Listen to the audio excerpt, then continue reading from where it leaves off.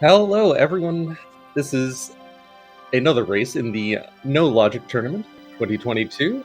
I'm here with you on solo comms today. We have a lot of races going on at the same time, but I'll be joining you for this one. I am Kralbell. I'm joined here with my tracker and Ewok herd, and this is the race between Bread-Kun and Coxla.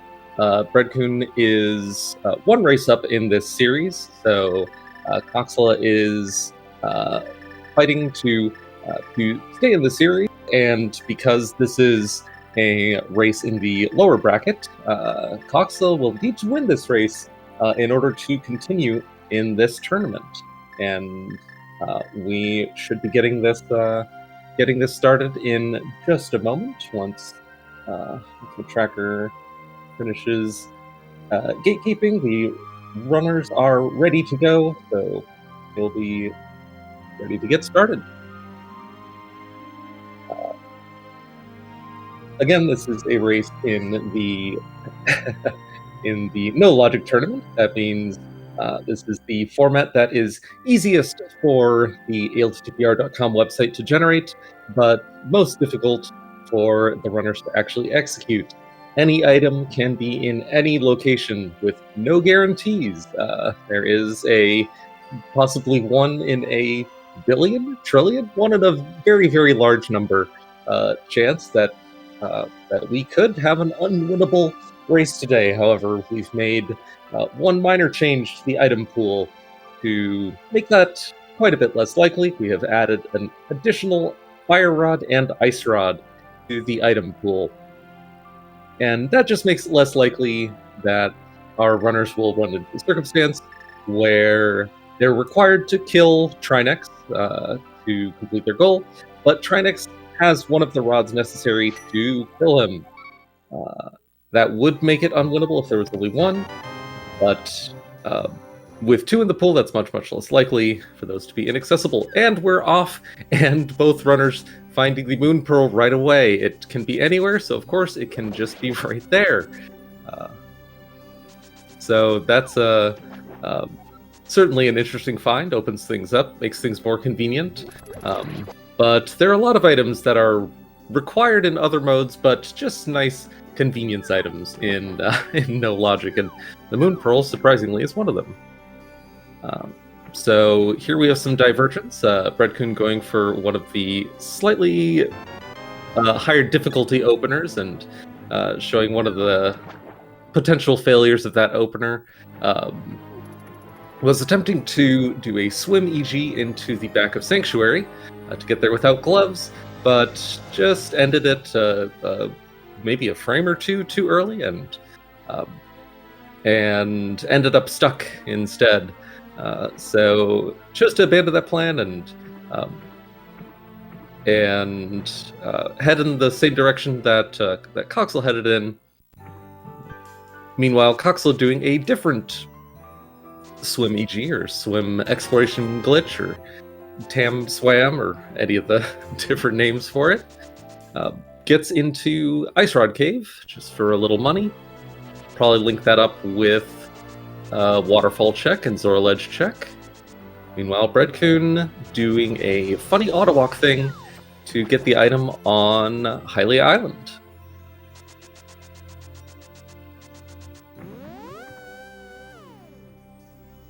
Bread-Kun heading down into... I wonder if this is a second attempt at the back of Sanctuary. While Coxla finds the bow in Waterfall Cave. That's a very, very nice find. The bow is useful for many more things than just firing arrows at enemies. We'll probably be seeing some of those glitchy uses later on.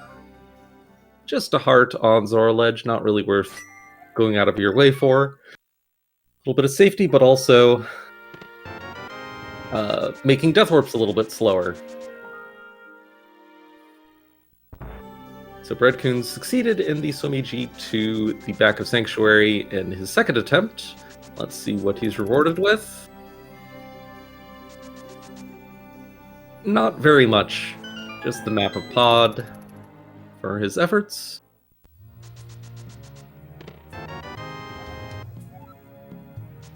Coxla gets a small key to pod. We do run this in the full key sanity mode. Because, of course, one of the things about no logic, if anything can be anywhere, of course that also means that small keys and big keys and maps and compasses can be anywhere as well.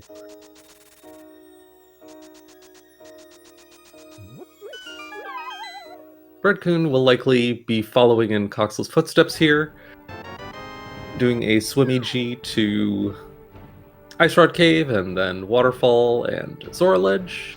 Meanwhile, Coxla continuing on, finding the gloves in the Thieves' Hideout. That'll make it a lot easier for Coxla to get to the back of Sanctuary, which we already saw from Bread-Kun. Didn't have very much, but Coxla will have an easier and faster time getting there.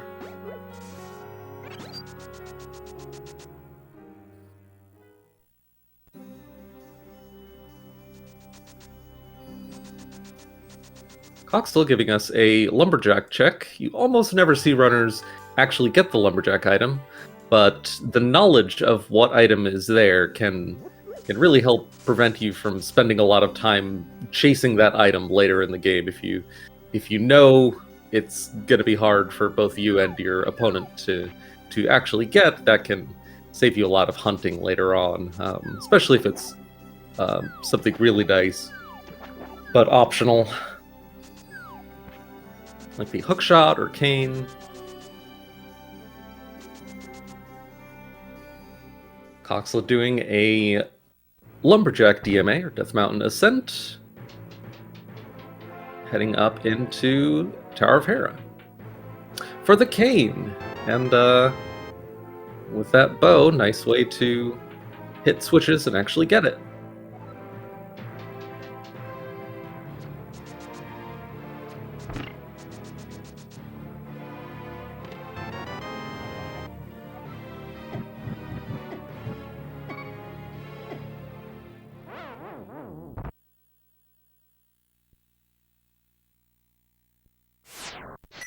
Interesting, Coxla choosing to Death Warp there. Not sure if that was to just save an arrow on flipping a switch to get back to the start.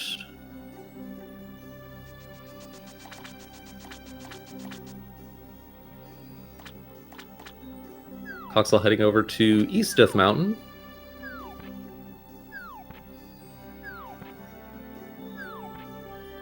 Choosing not to get the floating island Keys of Heart, but valuable information. Ooh, has to be a little careful around here. Meanwhile, Bread-Kun giving us a different Death Mountain ascent.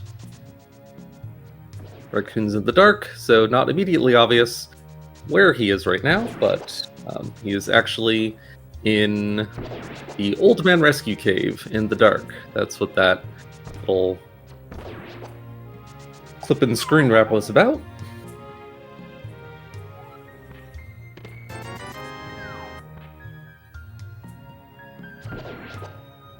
So everything you've seen so far has been overall glitches.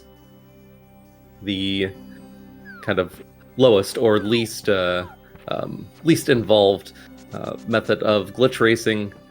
So you can see a lot of interesting overworld navigation, but where no logic really starts to shine and starts to stand out from the other glitch modes is once you start getting into underworld glitches, and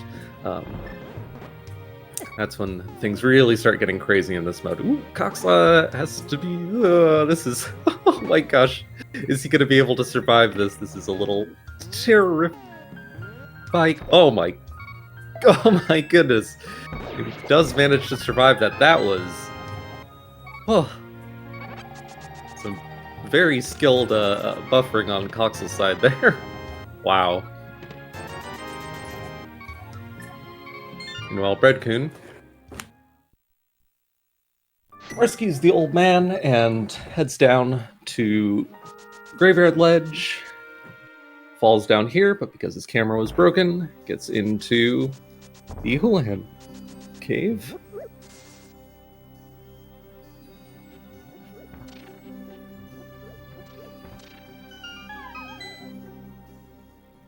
Yeah, that would have been a fairly unfortunate death if Coxla had died there. However, Coxla did leave the two chests at the bottom of Paradox Cave because he did not have any bombs.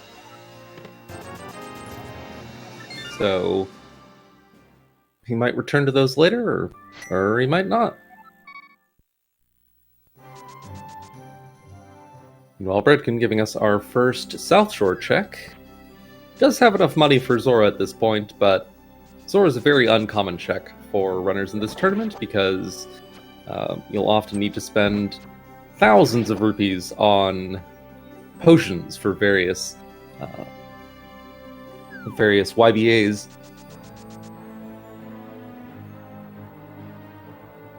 Later on in the seed. Coxla, after that very close brush with death, chooses to get that little quality of life mail upgrade Bread-Kun got earlier. Understandable.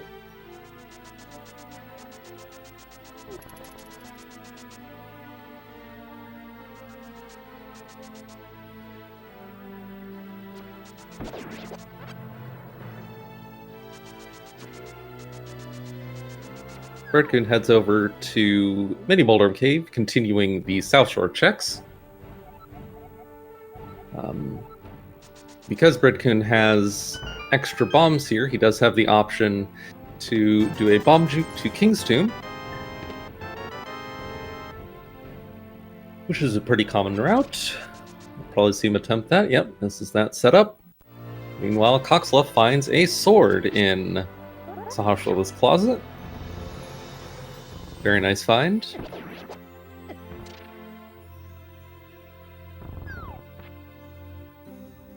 Bread-Kun getting, I believe that was Ether Medallion from King's Tomb. Yep.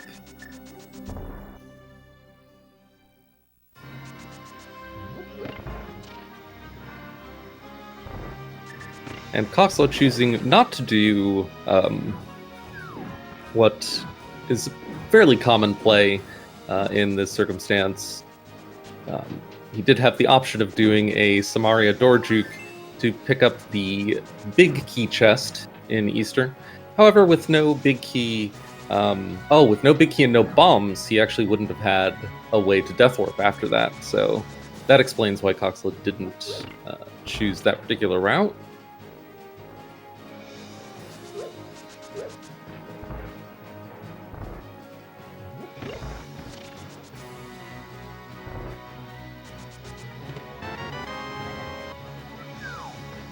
Meanwhile, Bread-Kun heading into Hyrule Castle.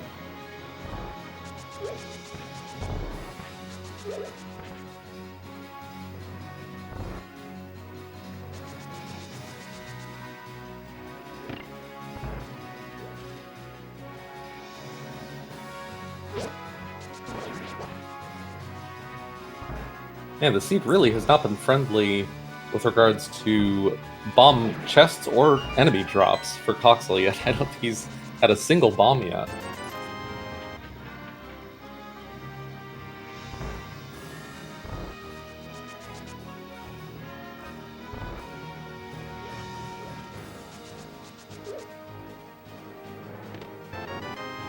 Oh, Coxla did get the Eastern Big Key earlier. I missed that. With the Cane of Samaria, Coxla did have the option of bypassing the big key requirement for this dungeon, but looks like we will not be seeing that today on Coxla's side. Depending on where that big key was, we might not see it on Bread's side either.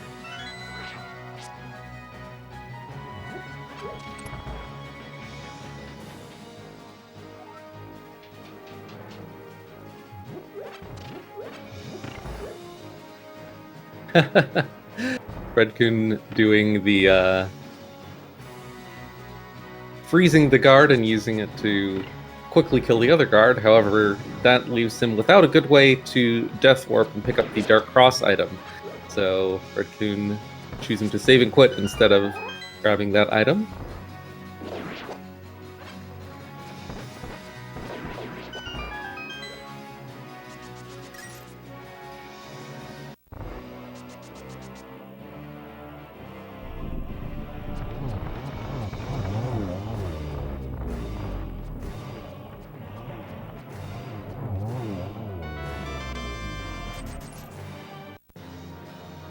And Coxla getting our first boss kill. Just for a pendant.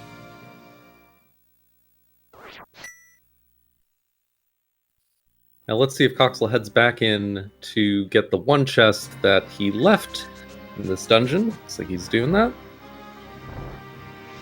So I believe the reason Coxla put this off was because he did not have a good way, and still doesn't have a good way, to death warp after this door juke.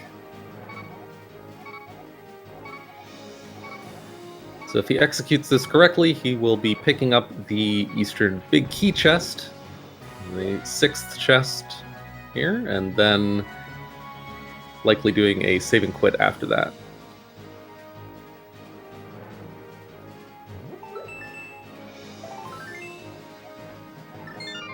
Yep, just for a piece of heart, but that is a fully clear Eastern on Cox's side.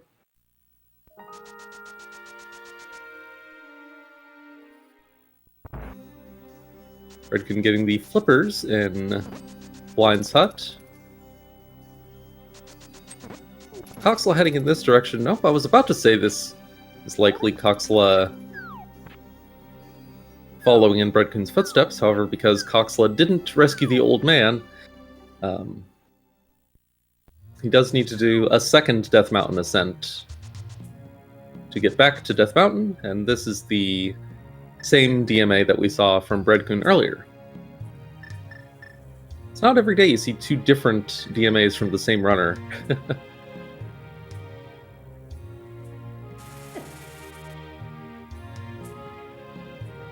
Oh, there's her second sword. And I believe that's a tree warpable sword. It's always good to keep mental note of that in case you end up if you end up desperate for swords later in the seed. We've seen many races in this tourney where you end up in sword mode or really wishing you had a sword.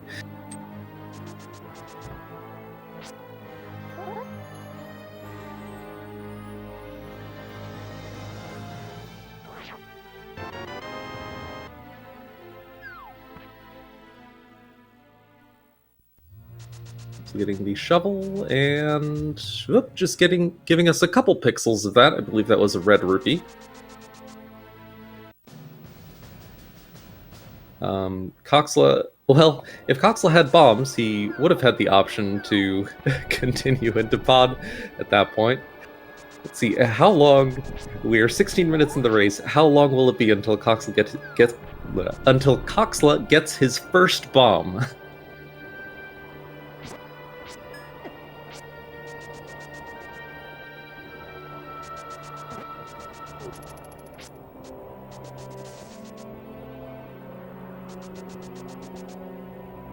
Meanwhile, Bread-Kun finishing up his Kakariko clear. Got a sword and 3rd medallion and flippers for his trouble. Oh, and Ice Rod.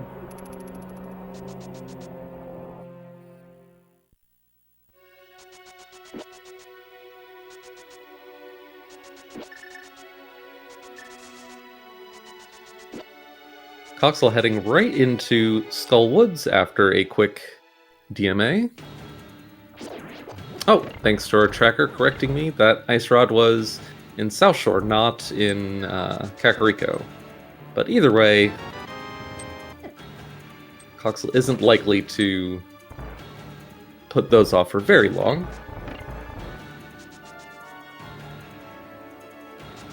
Unfortunately for Bread, coming to Desert before picking up his cane means his desert routing will be a little bit less efficient than the option available to Coxla in this situation.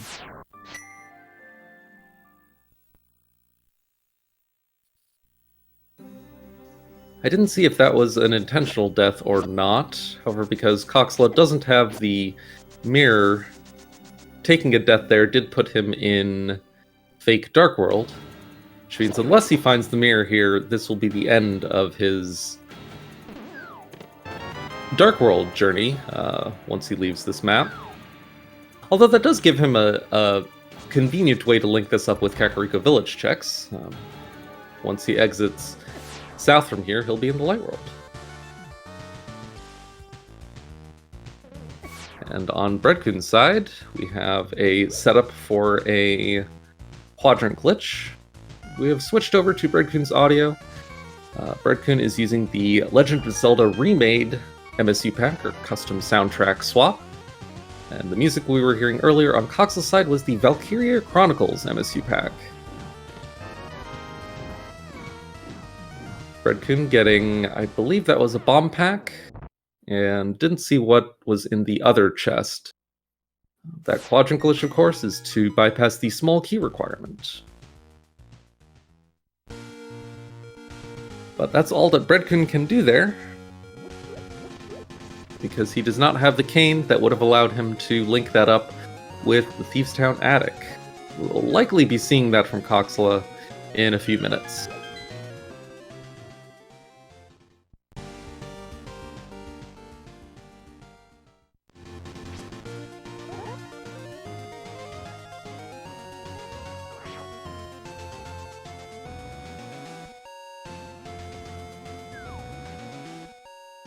So now it's Bread-Kun's turn to give us new checks. Ooh, that's our first bottle.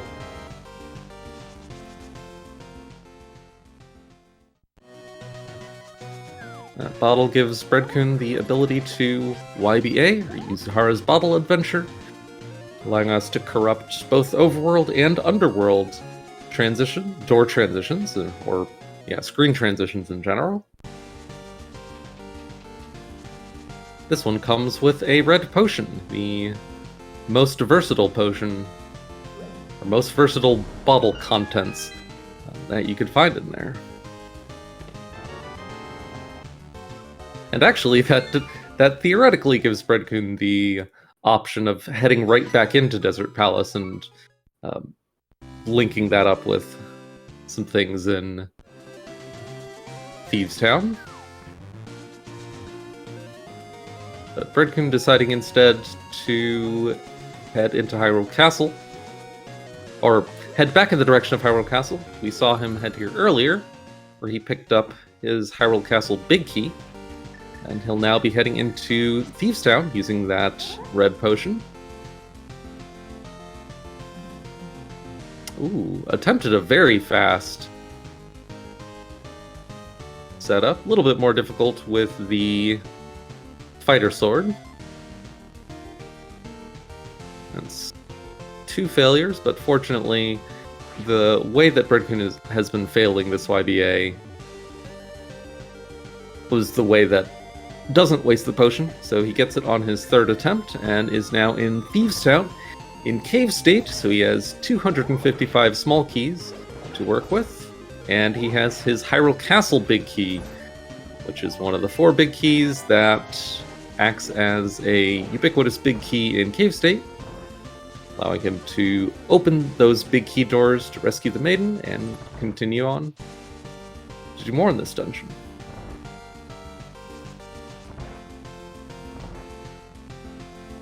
And you gotta love the classic Zelda 2 music.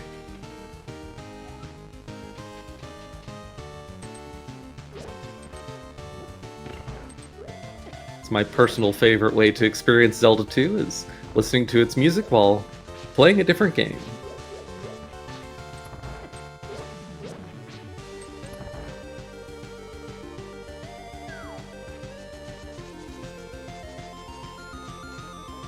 Alright, Coxla picking up the bottle that Bread-Kun got earlier.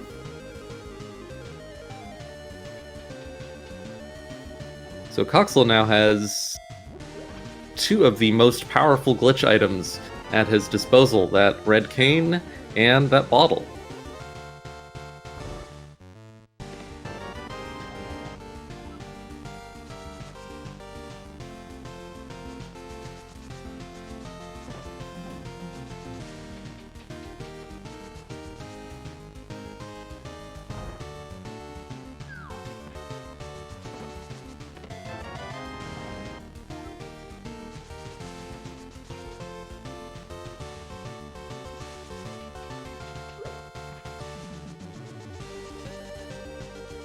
It's a little interesting that Bread-Kun is carrying the maiden through all these checks.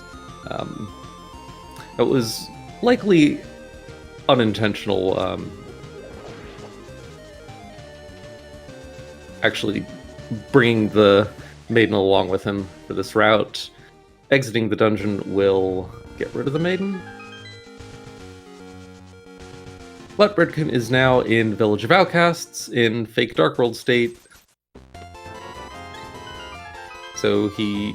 Oh, well, also, Bread-Kun has the Moon Pearl, so it doesn't matter very much, but if he didn't, he would still be able to enter and exit these doors just fine, because he entered Thieves Town from the uncle, so the game thinks he is still in the Dark World, or sorry, still in the Light World, just on a Dark World map.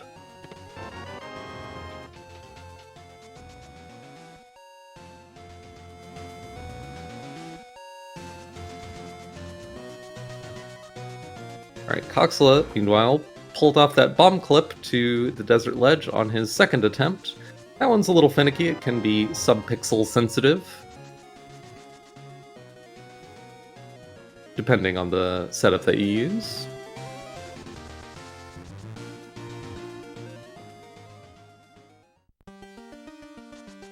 So now we'll see if Coxla heads into the Thieves Town attic, which will allow him a little bit more efficient routing through Thieves Town later.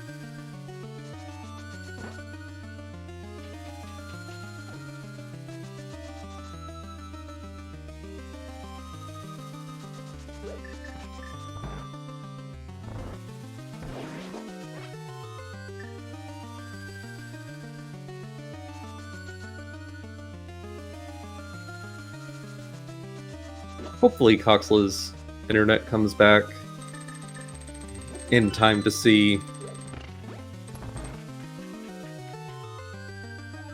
Yep, Coxla heading into Thieves Town using that potion. It's interesting that he chose to use the potion instead of an STC.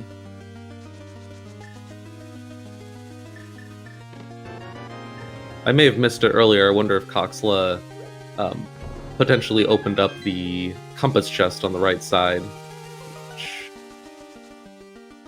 might have explained using the potion instead of Samaria there. So I think the YBA method, as opposed to the STC, doesn't overwrite the chest contents, but I might be mistaken on that. But because Coxla entered Thieves Town from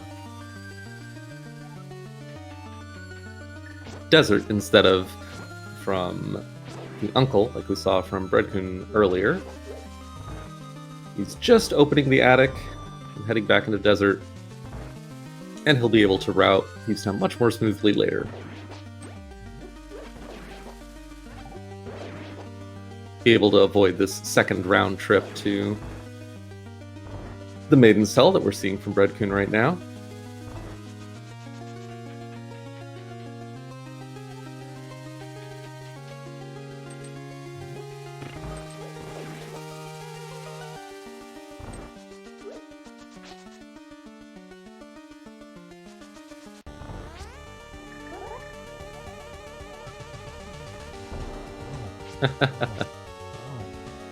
Always funny when Blind shouts out the hammer.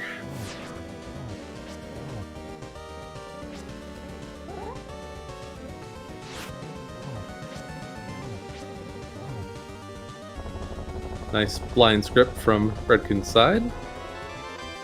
Well, Coxla showing us an overworld glitch to access that portal without the hammer. Then using a bomb clip to escape there without the hammer. That bomb clip seems a little uncommon in this tourney.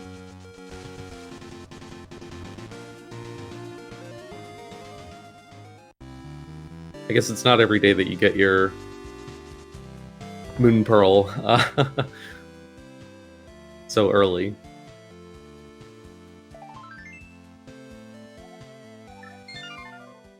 Heading into Hype Cave and getting rewarded with silvers.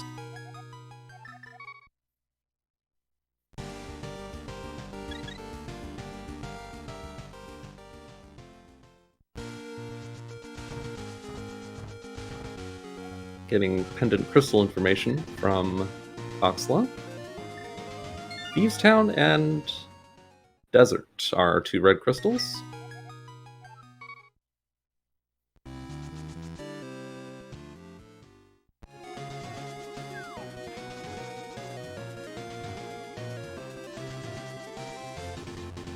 Where Bread-Kun is headed now. Get another potion.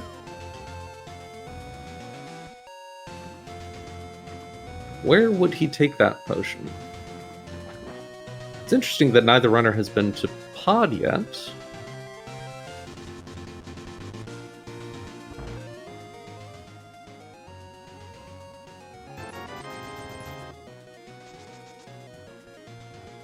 Bread-Kun getting a green potion. That'll allow him to link up Eastern Palace with Meyer if he chooses to. Meanwhile, Coxla stopping by here to get a little bit of extra money real quick. Probably won't see him do too much farming here. Although this could be a Zora play, you never know.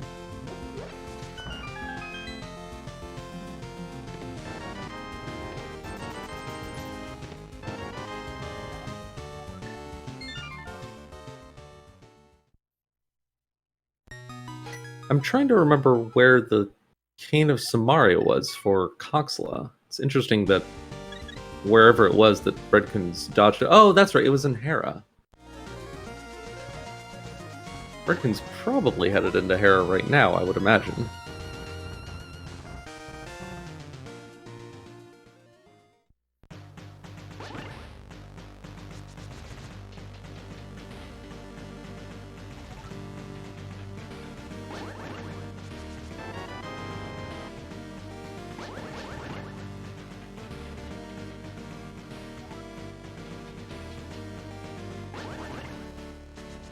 Coxla getting a partial refund for the digging game there. Bread-Kun deciding, you know what, change of plans. Not gonna go. I wonder if that was... Oh, I'll bet that was considering doing a beetle clip to the Dark Cross item that he isolated earlier. Decided against it.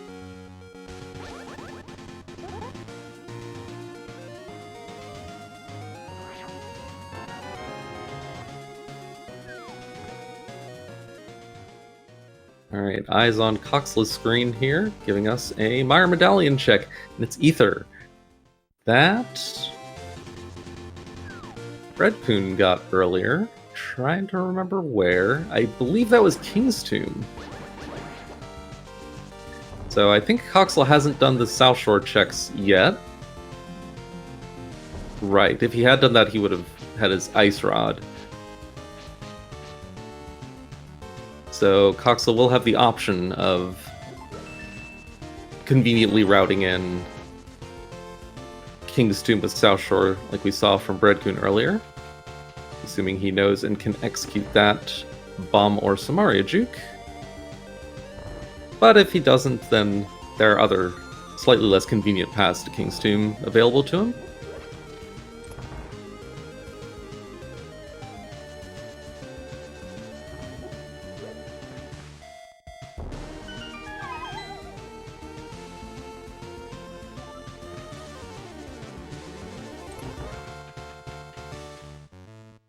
Alright, now we have both of our runners here in the extended Spectacle Rock that looks very similar to Palace of Darkness.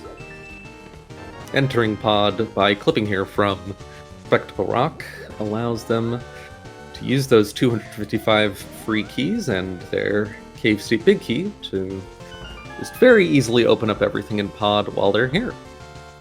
Oh, and Coxla finding the big key to this dungeon. That is always an interesting find, because whenever you are in a dungeon, in a different dungeon state, finding the big key to this dungeon has special behavior. It actually deletes the key.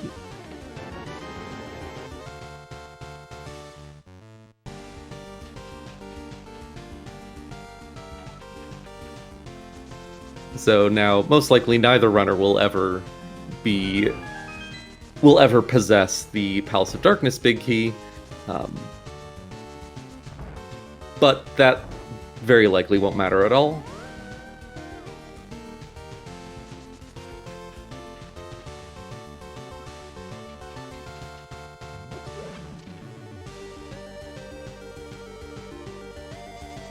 Coxla exploring the Pod Dark Maze, doing a hammer jump. One of the nice things about exploring Pod and Cave State is that all of the sprites are deleted, so no worries about the collapsing bridge. You have all the time you could ever want to execute hammer jump, and no Kadongos, no need to mimic clip. Just a nice, calm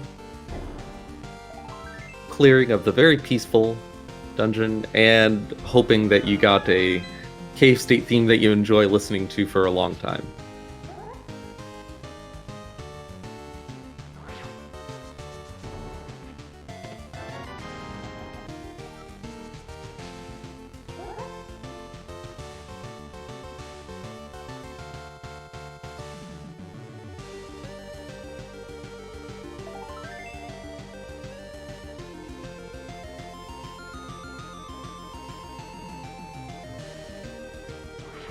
Alright, both of our runners chose slightly different orderings for their pod items.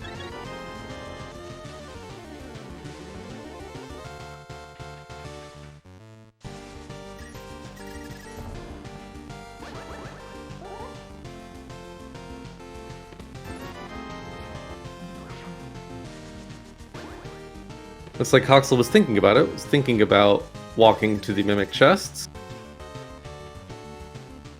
Decided against it. We might see him link those up with a quadrant glitch.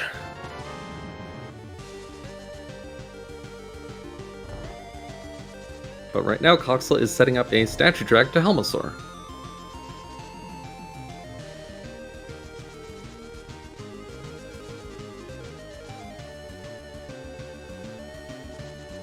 This is a glitch with quite a large number of steps for this sequence. I don't know if I've ever seen a stair glitch happen there. Huh, that was interesting.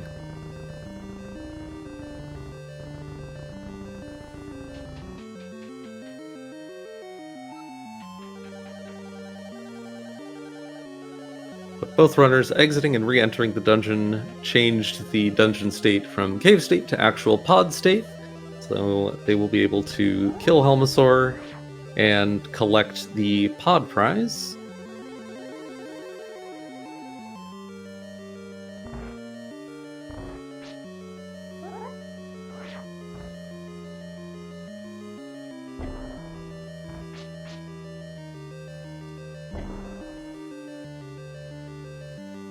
Alright, Bread-Kun executed the most timing-sensitive part of statue drag, so he'll be able to continue.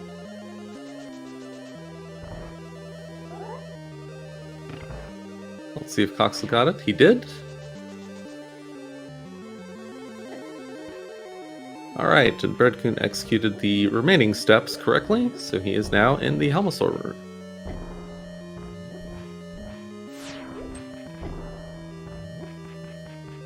And Bread-Kun is not completely fixing his camera, which enables him to prevent some of the fireballs from spawning, but it does make some of these bomb hits a little bit more difficult. That was a little bit close.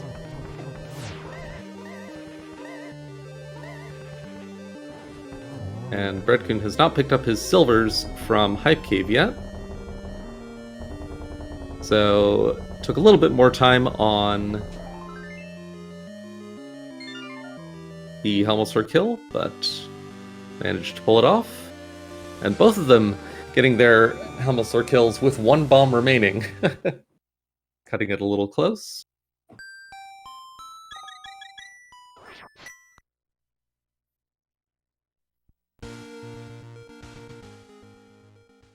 Alright, Bread-Kun heading back in, presumably to set up a quadrant glitch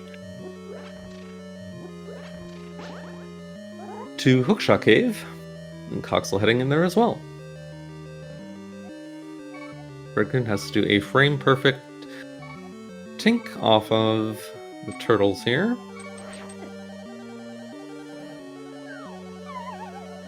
To bounce across the quadrant boundary. He'll be able to check after this warp if he got it. Looks like he did. Coxla, meanwhile, choosing not to do the quadrant glitch, and just heading into here for the 2 chests that he left.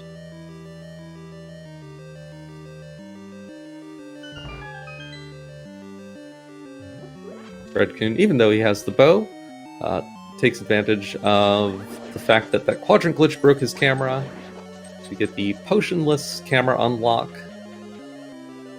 to despawn those mimics, or not despawn them, but scroll them off screen. And continuing into Hookshot Cave. Coxla, meanwhile, setting up a bomb juke. I believe this bomb juke also takes him to Hookshot Cave.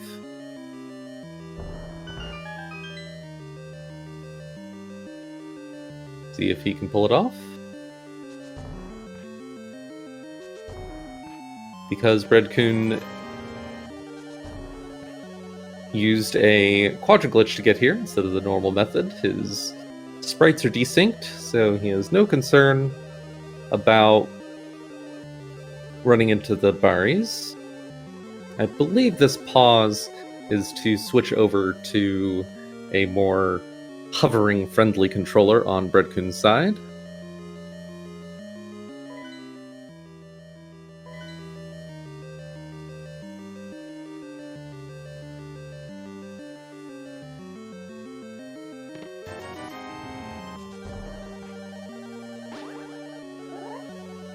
Alright, Bread-Kun got the first hover successfully.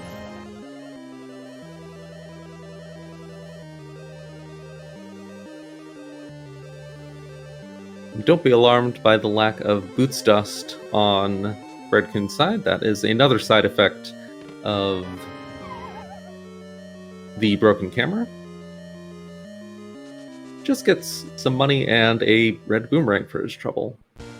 Red boomerang could be significant, depending on what else he finds later in the race.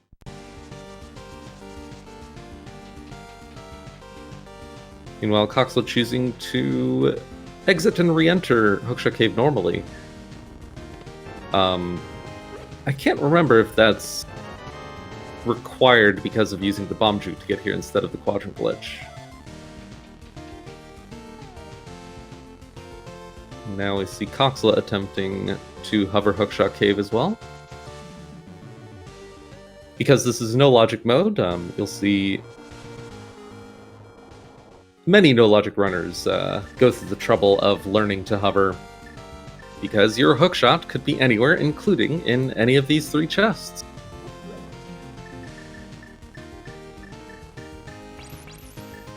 And while it's probably not required, it is a very, very useful tool in this mode. Bread-Kun setting up a YBA, executes it correctly, and is now in Ganon's Tower in Cave State.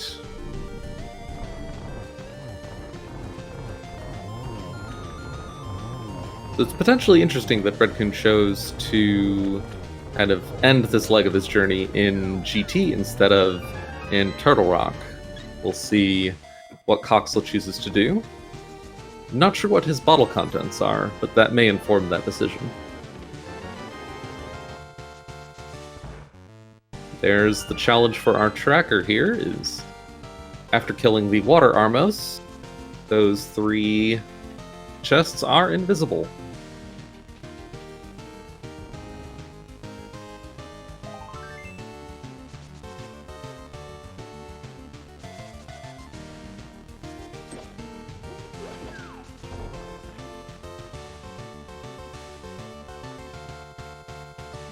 So once Bread-Kun collects Bob's chest here, he has the option of doing an STC to Rando Room. Looks like that's what he's doing.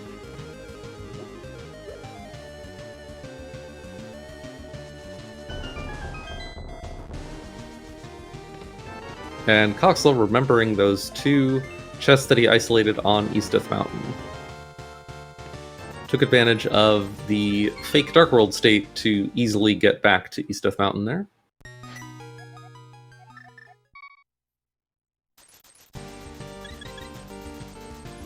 I don't think Bread-Kun got very much from either Rando Room or Ice Armos there.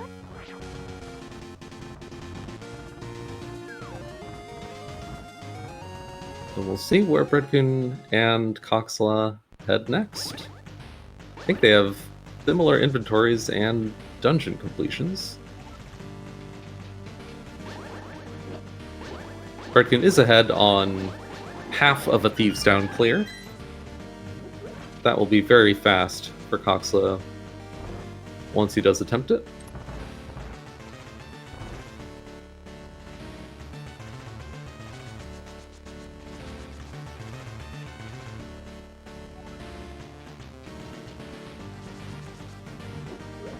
Ooh, the Eastern Palace map being there. Assuming Bread-Kun picks it up, which he is attempting with the bomb jump now. That will give Bread-Kun the information that Eastern Palace is the blue pendant.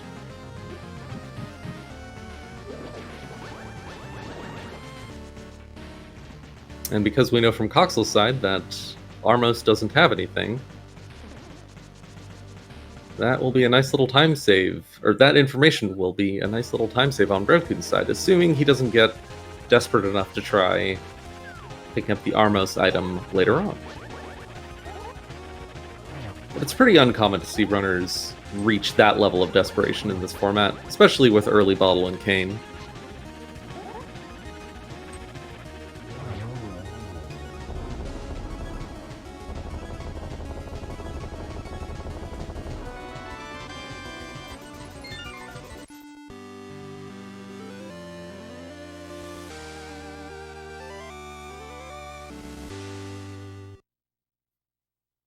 Alright, Coxla leading the way into whatever comes next.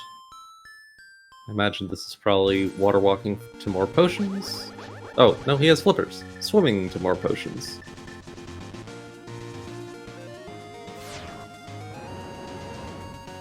Oh, Bread-Kun got the book! I imagine that was in one of those invisible chests. And uses that book to the Big Key of Desert.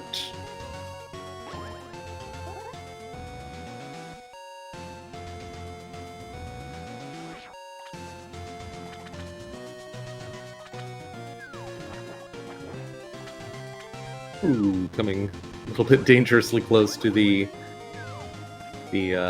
hard lock transition there.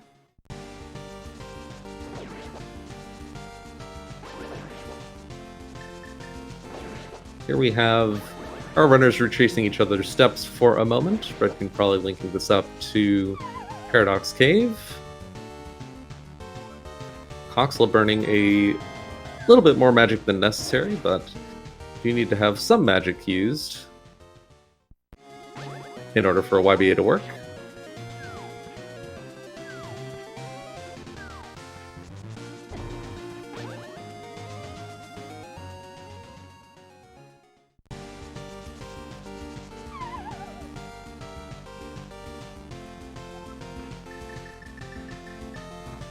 And here Coxla attempts the YBA to Thieves' Town that we saw from Bread-Kun earlier. I believe Bread-Kun failed this twice, and Coxla also failed this twice, but fortunately for both of them, none of those failures were the type that wastes the potion. 3 attempts. Yeah, wasting the potion is always a lot more painful.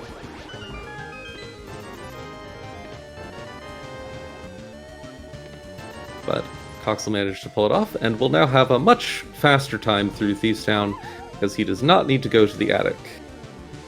He can just take Blind directly to the boss room.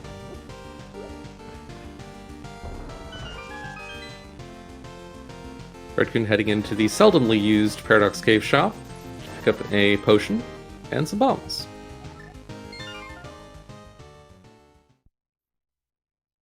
Coxla setting up the key dash method of heading into those stairs to avoid getting stair glitched.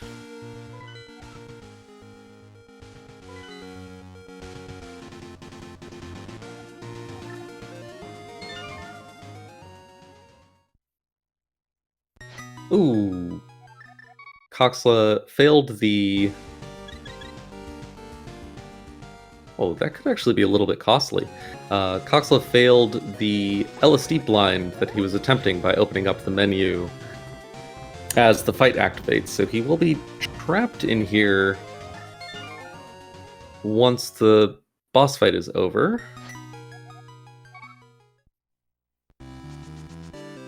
And he doesn't have the Thieves' Big Key, and I believe he didn't open up the front door.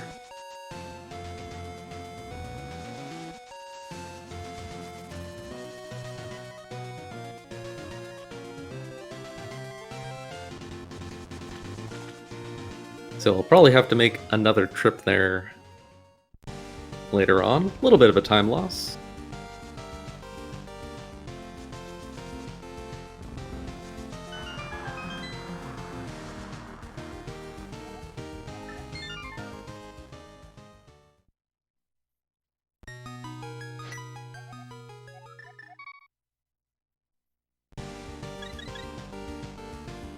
Coxla heading over to buy another potion.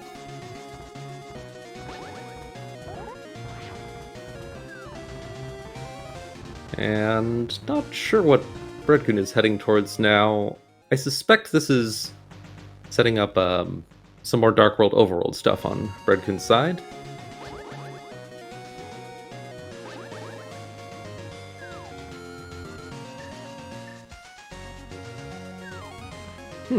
I was mistaken. Bread-Kun's heading back into Pod, I believe, but I'm not sure why.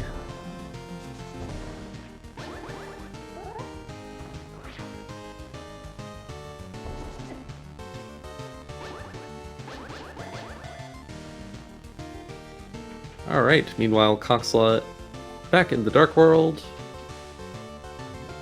Setting up another Death Mountain descent.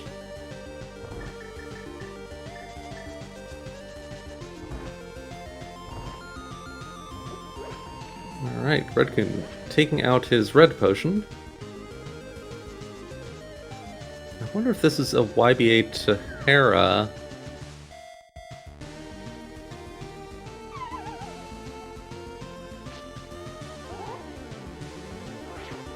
Looks like it is.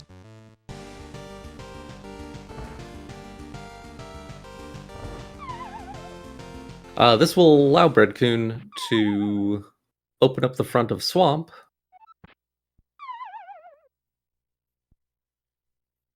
And temporarily cancel the music.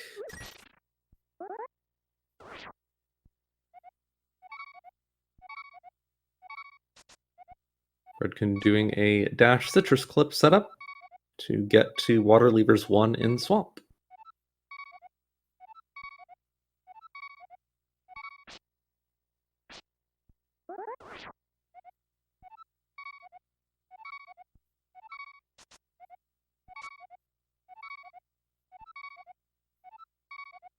Meanwhile, Coxla heading back into Thieves Town.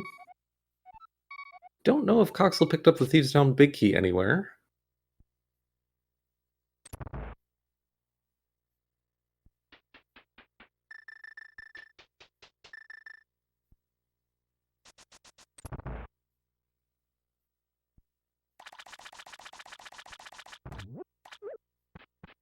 And unfortunately, because Bread-Kun entered here in Cave State from Pod, the sprites are despawned, so he will not be able to check the first chest in Swamp here.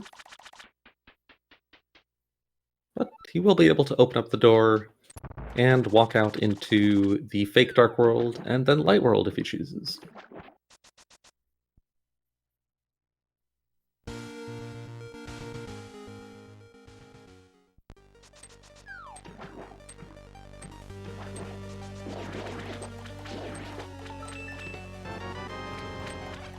Ooh, Bread-Kun getting another sword for his trouble.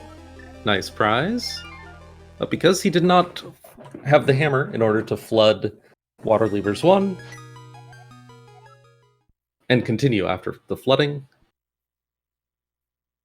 his swamp exploration ends there for the moment.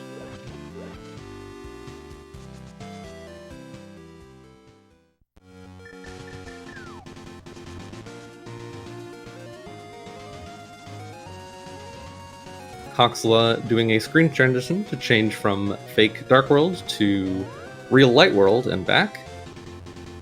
Heading into Kakariko Village for the Sick Kid check.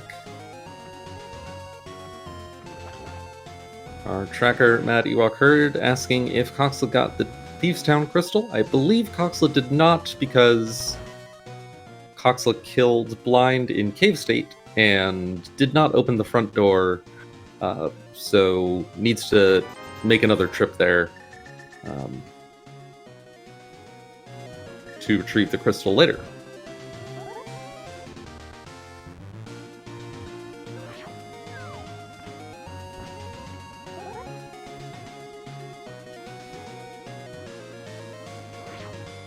Alright, unfortunately for... well, potentially unfortunately, maybe fortunately, Bread-Kun is heading down into the eastern area. We know that this doesn't have much for Bread-Kun immediately. However, I didn't see what potion Bread-Kun just bought. If it's a red or green potion, Bread-Kun will have the option of wrapping up this eastern clear with a Mire clear instead of heading to Armos Knights.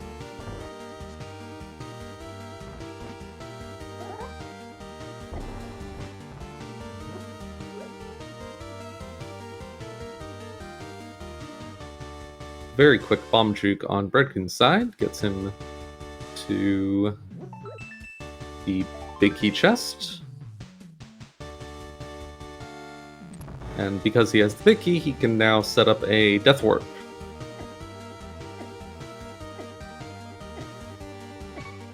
Meanwhile, Coxla, who I don't remember if he got the desert big key.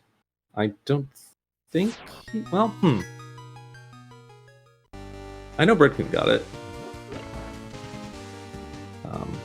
I'm going to trust in our tracker that Coxla doesn't have it. However, with a green potion and having gone into that super tile and then retreated from there, Coxla does have the option of doing a spin YBA to get to Landmo instead. Alright, Bread-Kun's Desert Big Key was on Ether Tablet, and the book was behind Ice Armos, so Coxla will probably never be picking that up. And on the second attempt, there is Coxla's Spin YBA, showing that you don't need the Desert Big Key to access Landmo. However, it can be a much easier way than the alternatives to get the Desert Big Chest item.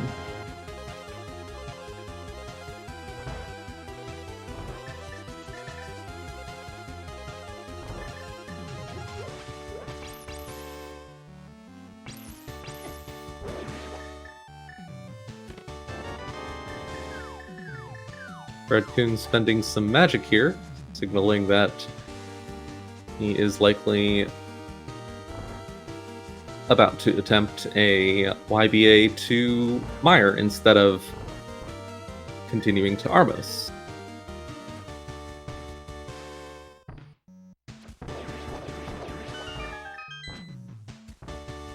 Meanwhile, Coxla setting up a Death Warp, signaling that Coxla is about to attempt a death hole glitch to get to the Argus fight.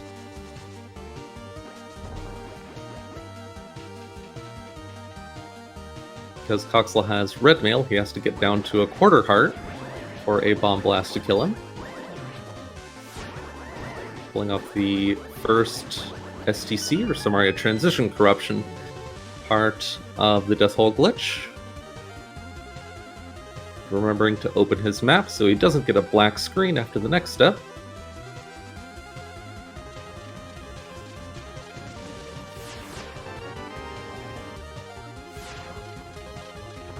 And he has executed the death hole successfully.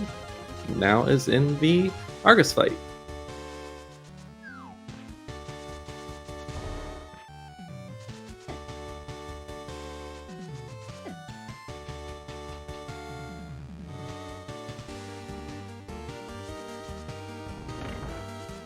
And Coxla does not have the hook shot to kill Argus normally, so he needs to manipulate Argus's movement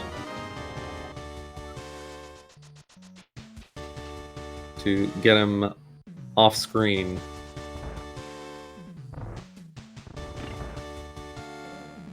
In order to break into phase 2. And that's what he is attempting right now. Meanwhile, Bread-Kun succeeded in his YBA, so he is now in Mire in Eastern State.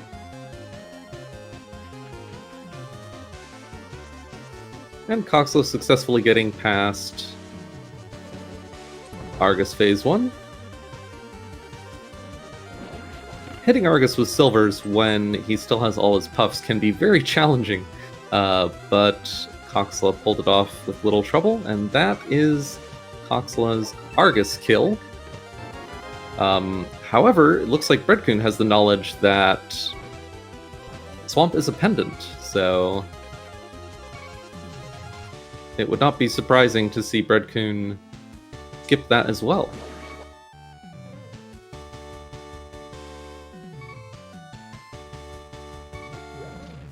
Bread-Kun, unfortunately, is fresh out of Eastern Small Keys, so can't open the door to the Fishbone Room like we saw him attempt there. Well, I'm not sure what the motivation for that was. I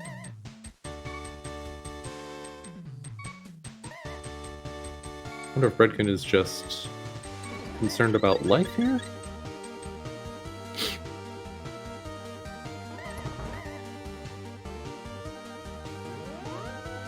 Oh, okay. Interesting. So I think what we're seeing from Bread-Kun here is walking to Vitreous in Eastern State. This will get him credit for the kill, but not the Mire Crystal. However, he'll be able to duplicate the Mire Crystal fairly easily later on. Meanwhile, Coxla is now picking up his Ice Rod and has the option of doing the Door Juke Kings 2, which is what he's attempting right now. Bread-Kun, unfortunately, taking quite a bit of damage attempting this Dark Mire. Took an unfortunate death.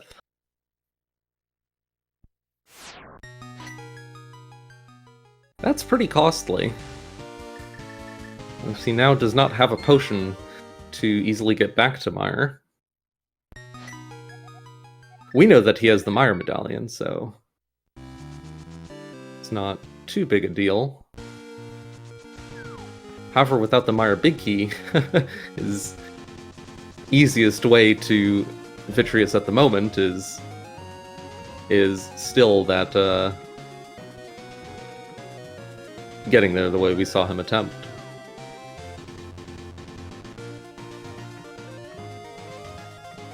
Not actually sure which method of getting to the potion shop is faster when you have flippers spawning at Sink and heading over there like we've seen from Coxla several times, or spawning at Link's house like we're seeing from Bread-Kun.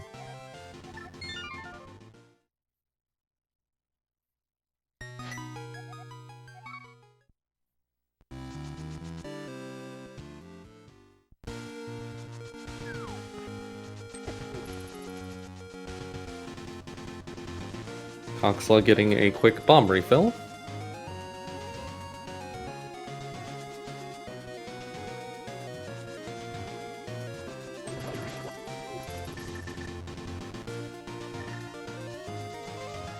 Bread-Kun heading over for a shovel check, and I imagine probably linking this up with a desert clear.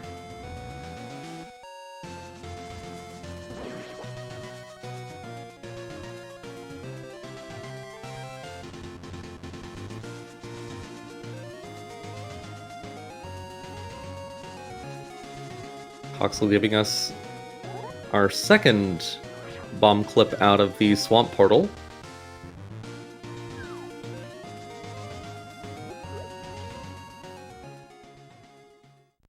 I think he was maybe 1 pixel or so off.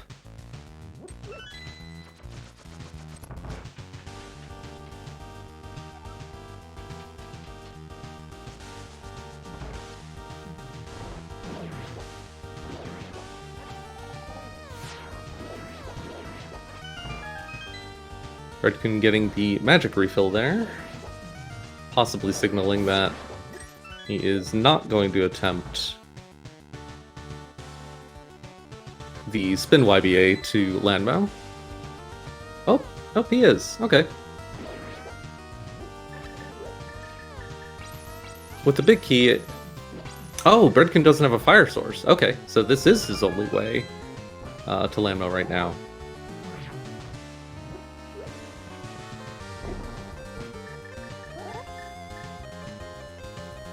Meanwhile, Coxla is setting up a flipper wrap to Ice Palace.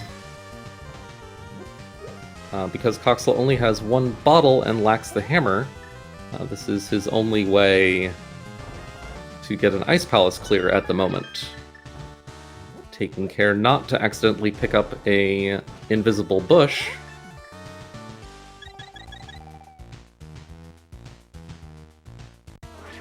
The flipper wrap is very uncommon. It's interesting to see this uncommon tech on Coxla's side.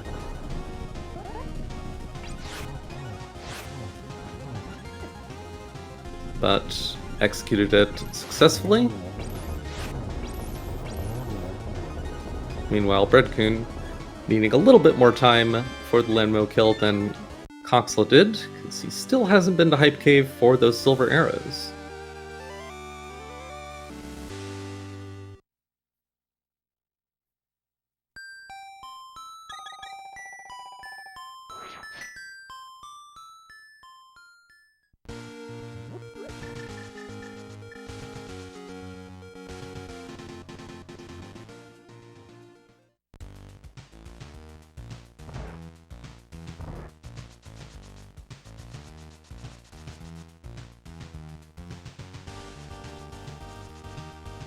So with Coxla exploring Ice Palace right now, the flipper wrap method that Coxla used to get here is quite I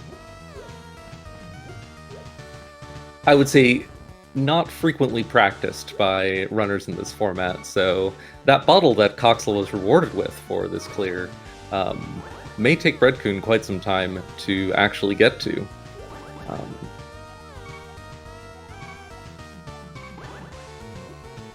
Depending on where the other bottles or other tools end up. Meanwhile, Bread-Kun attempting a STC to the back of Swamp.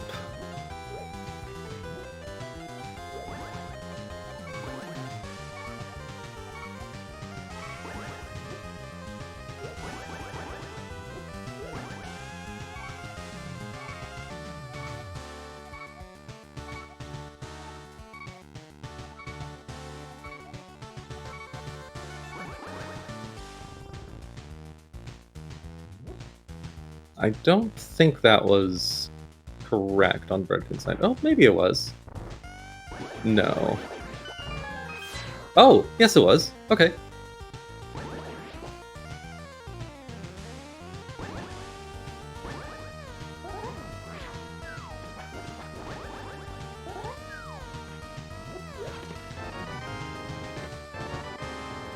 Oh, gets another sword for his trouble. And looks like he did back out the correct number of pixels, so he is able to check the waterfall chest as well.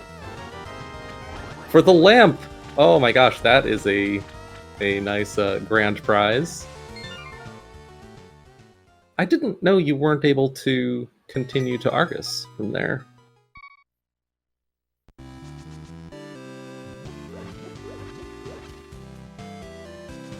Yeah, actually, with TR being a pendant, is that go mode for Bread-Kun? Skullwoods is awkward for Bread-Kun. I don't personally know a method for Bread-Kun to get to Skullwoods, or to clear Skullwoods with what he has available. There might be a YBA for it. I know there's a YBA to dupe the crystal. I don't know if there's a YBA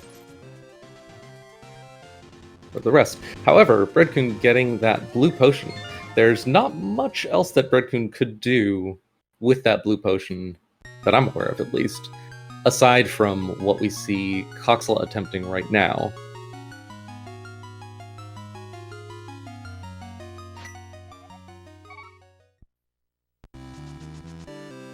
So if that is what Bread-Kun is heading to attempt, then that would get Bread-Kun a second bottle.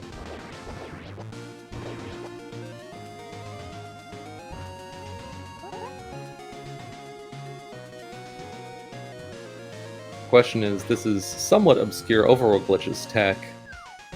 Will Bread-Kun be able to execute it? Meanwhile, Coxla using his second to last bomb, successfully pulling off the blue spin YBA to Cold Stare.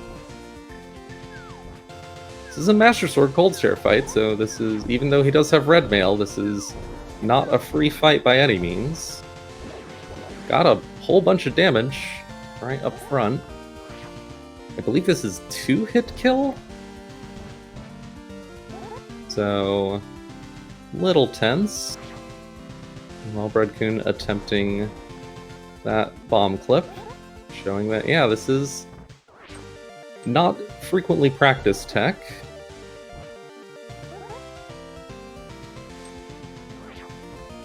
Coxla dying there would have been a very significant time loss, but he managed to pull it off.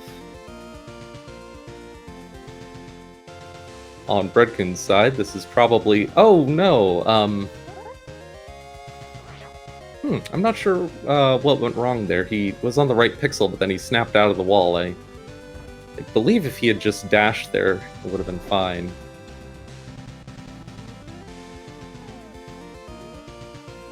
And he is out of bombs now, so...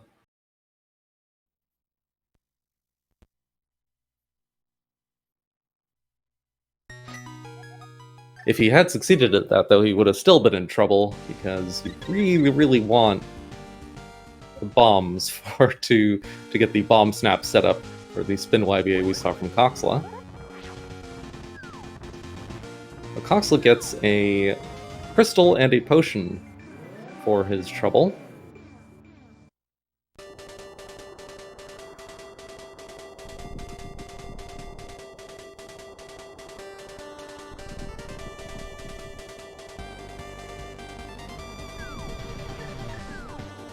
Meanwhile, Bread-Kun setting up to take the more scenic route, setting up the super jump method to get to Ice Palace, or yeah, to get to the area for the flipper wrap that we saw from Coxla earlier.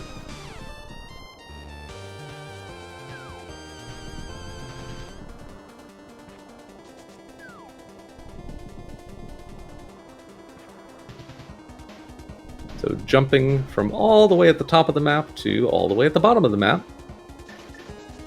A little bit more time consuming.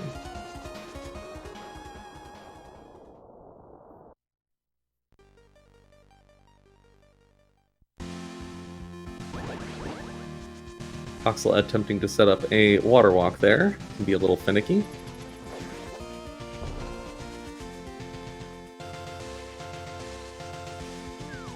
And now Bread-Kun will be attempting... Well, first we'll be happy to pick up his silvers here. After this, we'll probably be attempting the flipper wrap we saw from Coxla earlier.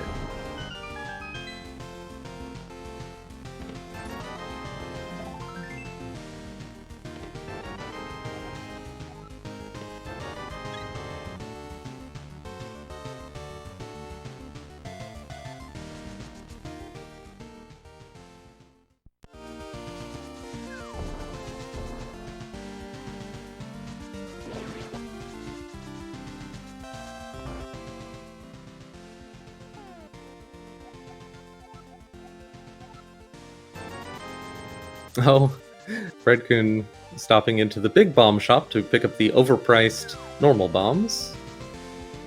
But he has plenty of money. You're not really doing much big spending on YBAs when you're limited to only one bottle.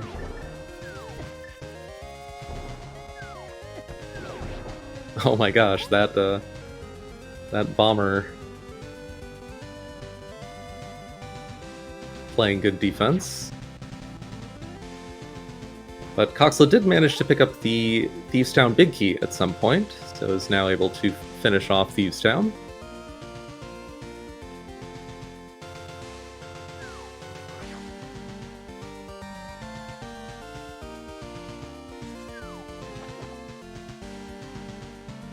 Oh, the Thieves Town Big was on Holster. That's real fortunate for Coxla.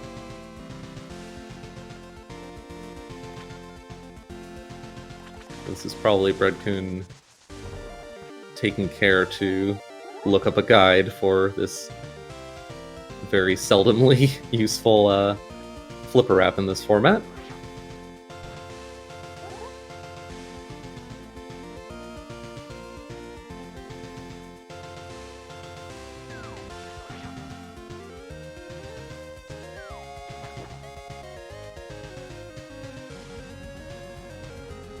And this will probably be a Misery Mire clear from Coxla. With 2 potions, Coxla does have the option of killing Vitreous and collecting the Mire prize in one trip. He can execute those 2 YBAs successfully.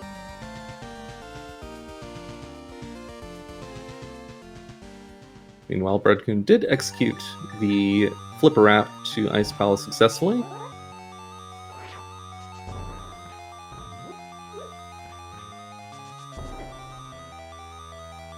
Be happy to see his second bottle here.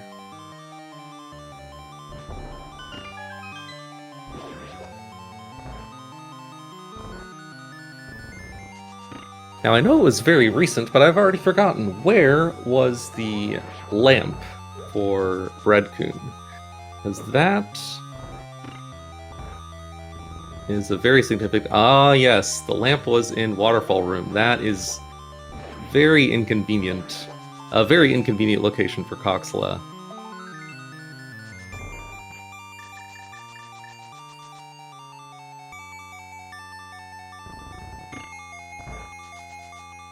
So finding one of the 2 fire rods in the pool would be pretty much a lifesaver for Coxla in this situation.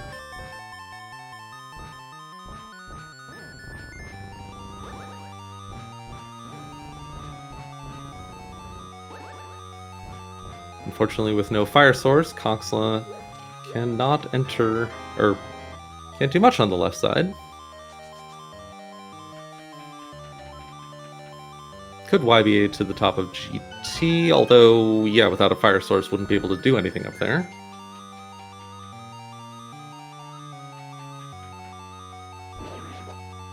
There are better ways to get to the top of the GT anyway. There is that crucial second bottle for Bread-Kun, which might be Go Mode? Assuming Bread-Kun knows of a solution to Skull Woods that I'm not aware of.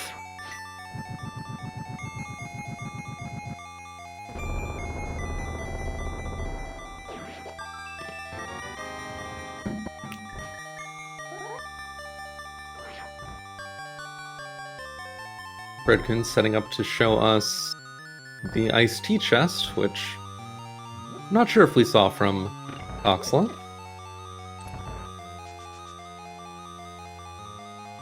Coxla executing the first of 2 YBAs that he'll need to execute to get the Vitreous kill.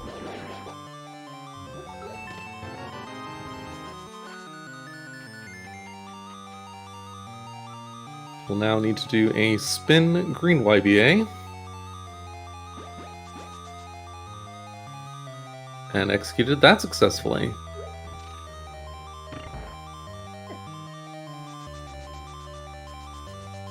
I would say if Coxla can find a fire source, that likely gives Coxla a bit of an edge in this race.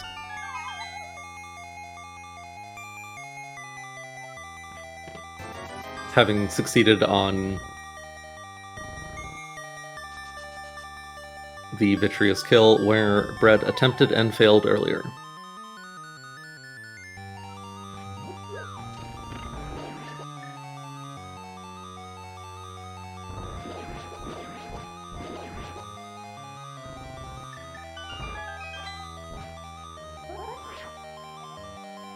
Alright, Bread-Kun now attempting to set up the spin YBA. Has one attempt at this. Succeeded. And succeeded at falling down. And now has a much more comfortable fight ahead of him. Bread-Kun apparently got 3 bottles. Where's that third bottle? Was that in one of the chests that Coxla skipped in Ice? Iced tea, oh my goodness. Okay. I don't think there's much that Coxla would want a third bottle for ahead of him. But that's an interesting item to have left behind.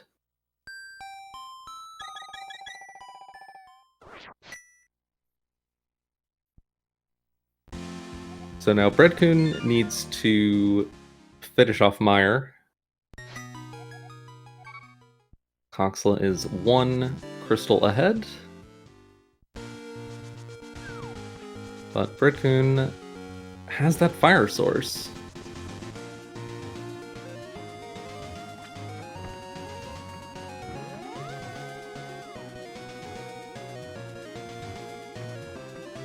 Coxla now setting up for a YBA to the GT basement. Getting a little trigger happy on the bomb there.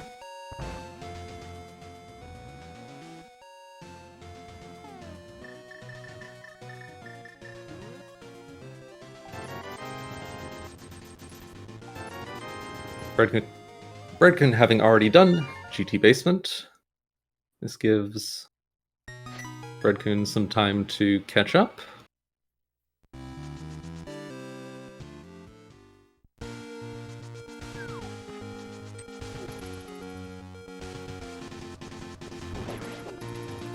Here Coxla will get his book.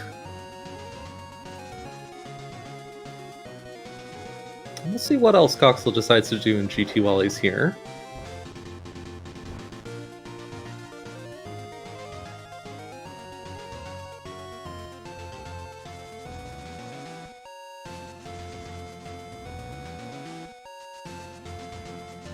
It's interesting that both Coxla and Bread-Kun decided to do GT instead of poking their heads into TR.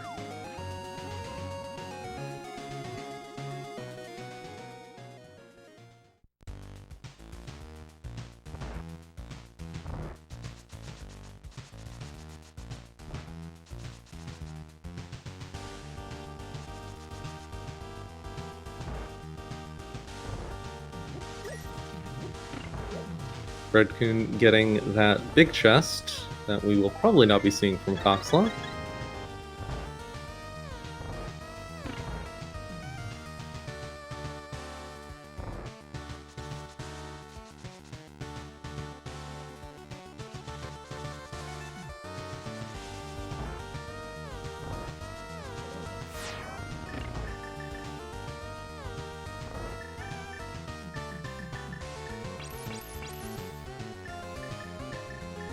So Bread-Kun, instead of heading into Mire normally and doing the double YBA method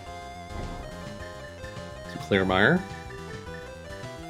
that we saw from Coxla, is choosing to do it in two separate trips. One trip with the big key to kill Vitreous, assuming he backs out the... Ooh, that was maybe a couple pixels too many. Yeah, unfortunately, that is a soft lock from that failed YBA.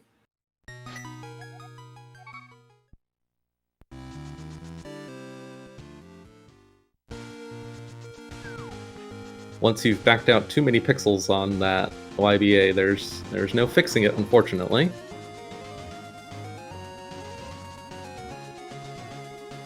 This looks like a setup for... Hope Room and potentially... Wow, have we really not seen any of the front of GT? I guess not. Oh, and the big key of Mire is just there. That's kind of unfortunate for Bread-Kun. He was so close, and the Mire big has proven so frustrating for him. But Coxla's setting up a bomb juke, one of the slightly more difficult bomb jukes, but if he pulls it off, this will give him DM's room. 4 more chances at one of those 2 fire rods, which, if it's there, I would say would put Coxla in a commanding lead.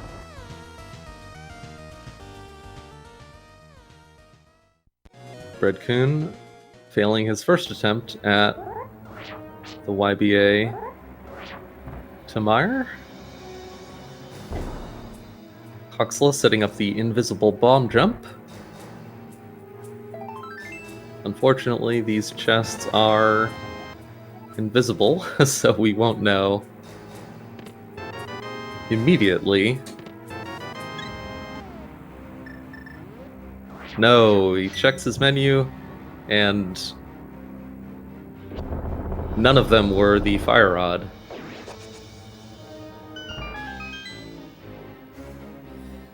Coxla choosing to continue after the bomb juke to DM's room. I believe you can continue after that point, but it's somewhat difficult. Meanwhile, Bread-Kun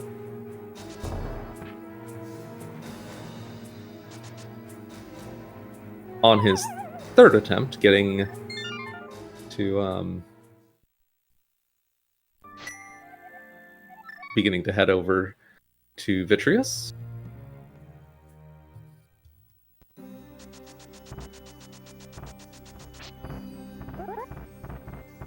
Meanwhile, Coxla ending his GT trip there. I imagine Coxla is likely heading to TR at this point. Meanwhile, Bread-Kun taking a moment. I'm not sure what's giving Bread-Kun hesitation in this circumstance.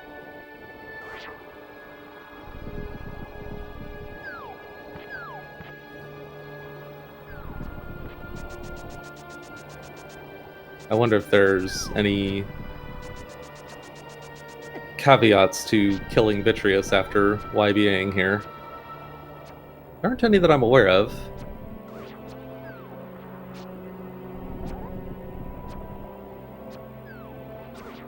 I wonder if he was concerned about potentially Vitreous getting stuck behind an invisible barrier,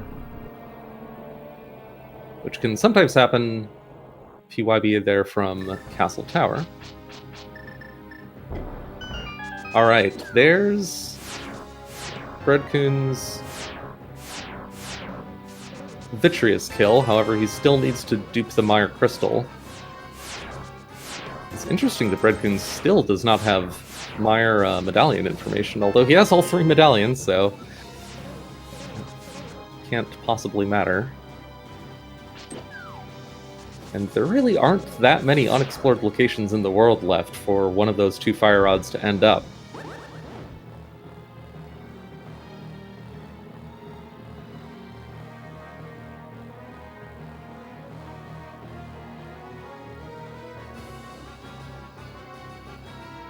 So this looks like Bread-Kun's setting up another super jump, getting him to South Dark World again.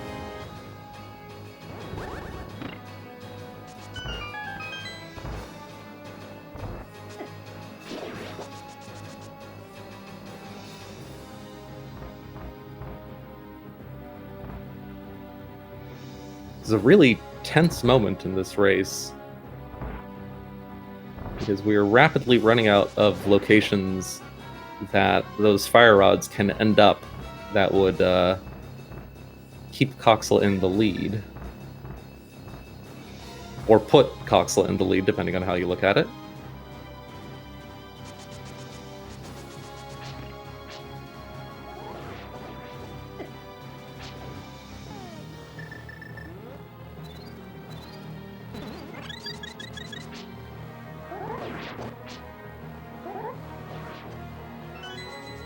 Coxla is clearing out Pendant TR as Bread-Kun heads over to dupe his Mire Crystal.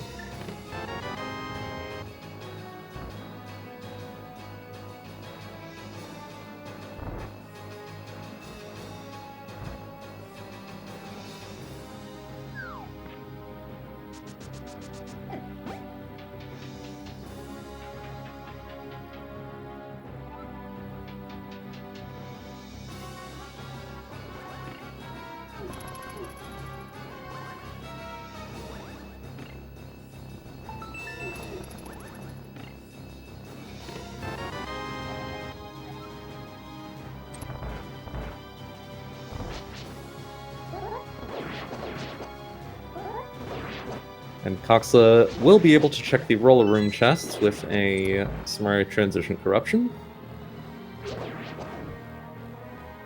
So there are 3 convenient chests remaining for Coxla here. Bit of a moment of truth.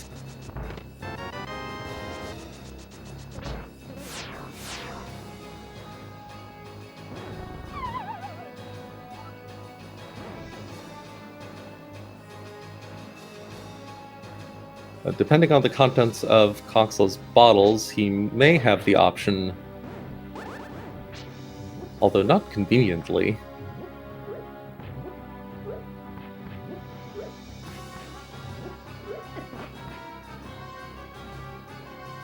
he could potentially continue into Ganon's Tower.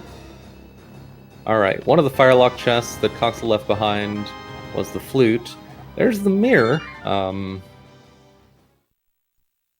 Doesn't do much immediately. Gives pretty convenient access to Pyramid Ledge and the Pyramid items.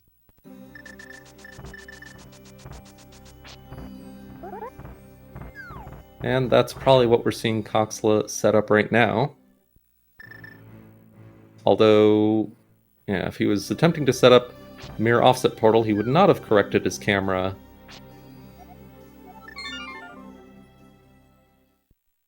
Looks like a change of plans on Coxla's side. Meanwhile, Bread-Kun likely giving us a cutscene chest check and then duping the Mire Crystal. Once he finishes that, our runners will be pretty even. The hookshot in one of the Firelock chests! That is huge. That is absolutely huge. So that opens up the option for hook pushing to the back of Skull, giving Bread-Kun a very easy path to his 7th and final crystal once he's finished duping the Mire crystal here.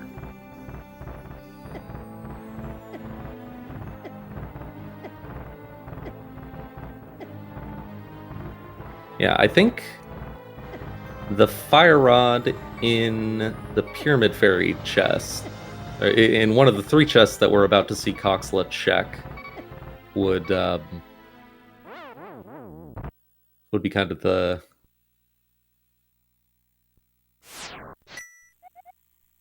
moment, or would be a fantastic find for Coxla in this situation.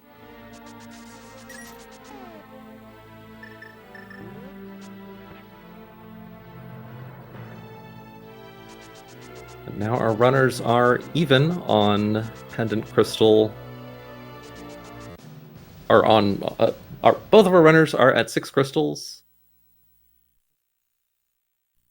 All right, is the fire rod here?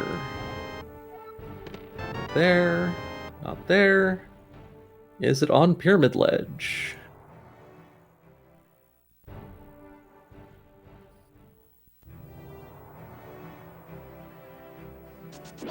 Oh, Bread-Kun remembering that he needs bombs.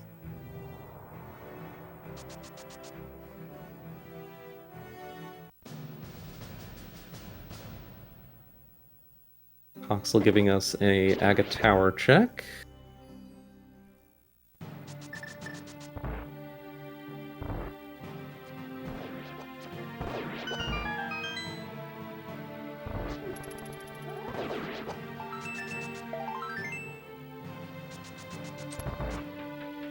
Okay, in the interest of keeping this an exciting close race, it would be, or the most interesting find in this situation would be Coxla finding the fire rod in this Agate Tower Dark Maze chest.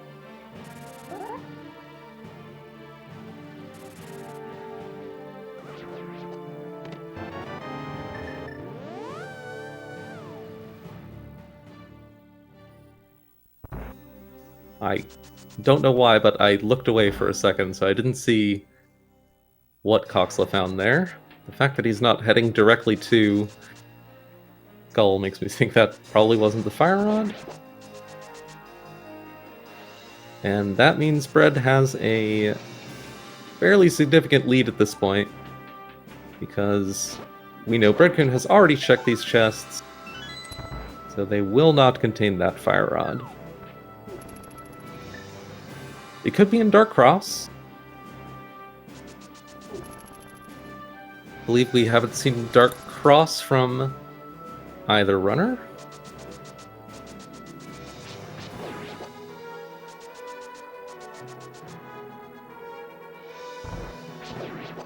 Alright, Bread-Kun heading into the front of Skull.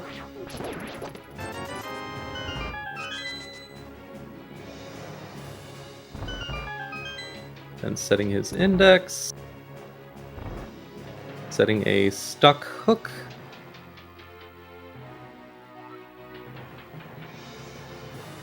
Navigating the menu to hook push into the back of Skull, bypassing the fire rod requirement.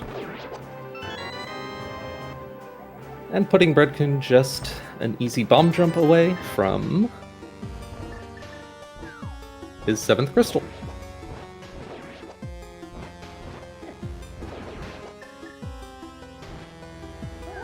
And we've switched our audio back from Coxla's Valkyria Chronicles MSU to Bread-Kun's Legend of Zelda Remade MSU.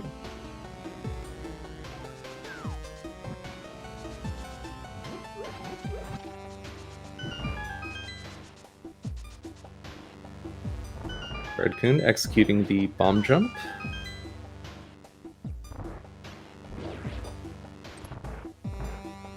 Coxla about to give us the Dark Cross check that I believe we haven't seen from either runner. It would certainly be interesting if that was the fire rod. But it looks like it was not.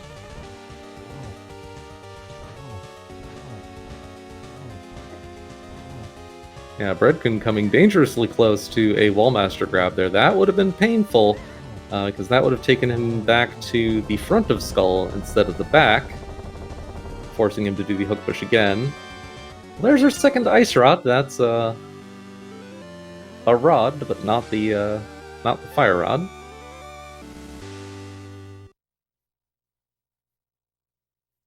Coxla heading back into Hera. I'm not sure what this is for. This might be for setting up the front of Swamp Palace to do more checks there.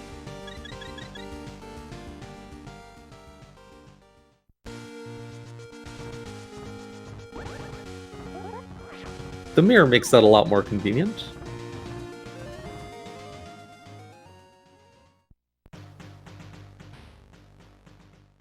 Meanwhile, Bread-Kun heading up to do Aga 2. He's collected all 7 crystals and beaten all 7 crystal bosses. Now he just needs to kill Aga 2 and kill Ganon, as Coxla is still hunting for a fire source.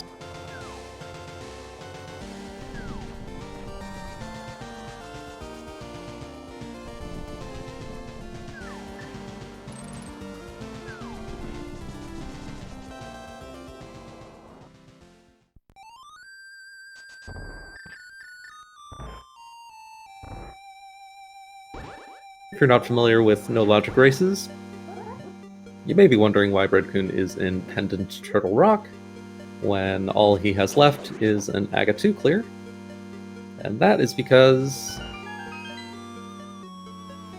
Aga 2 is right beneath this lava.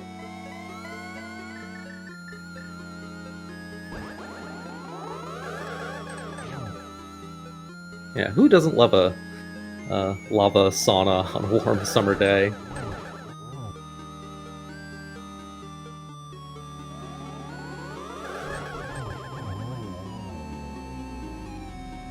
Nice quick Aga 2 kill from Bread-Kun there, which will shortly fix the pallets.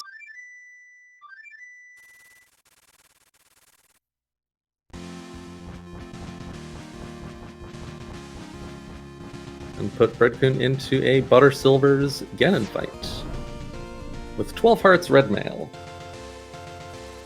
Fairly comfortable set of gear.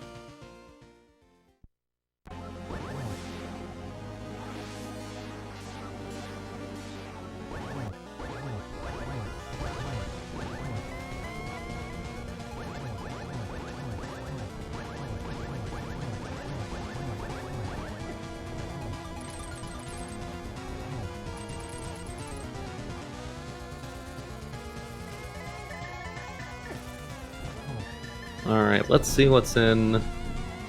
The fire rod was just there! Oh my goodness! So Coxla... reaching go mode. Unfortunately, a little bit too late. That fire rod location is... very awkward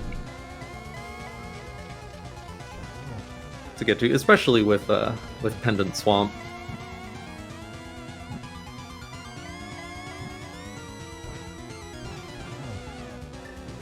Kind of one of the least convenient locations in the game in No Logic, I would say. That and left side swamp. Arguably even less convenient than the back of swamp.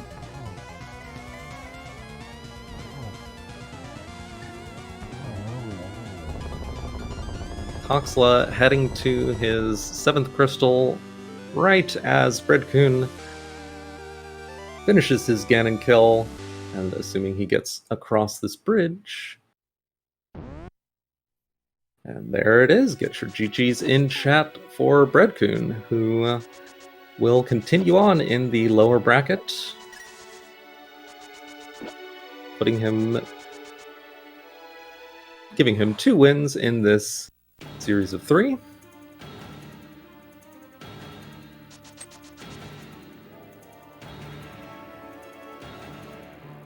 And we are joined in the interview booth by our winner of today's race, Bread-Kun. GG, Bread, and welcome.